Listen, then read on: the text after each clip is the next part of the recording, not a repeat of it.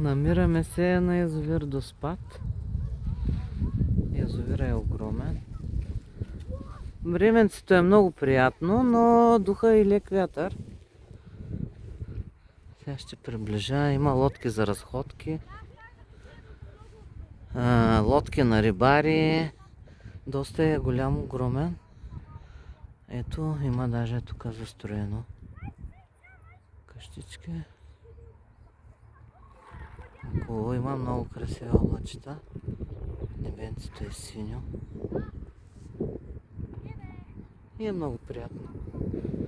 Покрай водата.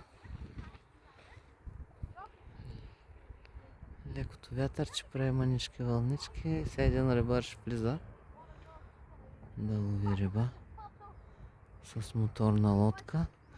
Щяхме да се возим на лодка за разходка, но няма други кандидати, само ние сме. Иначе има навътре в язовира, в далечината виждаме една лодка за разходка. Но явно желащите са приключили за двама човека. Няма да тръгнат. Ще вижте за какво става въпрос. Толкова е приятно.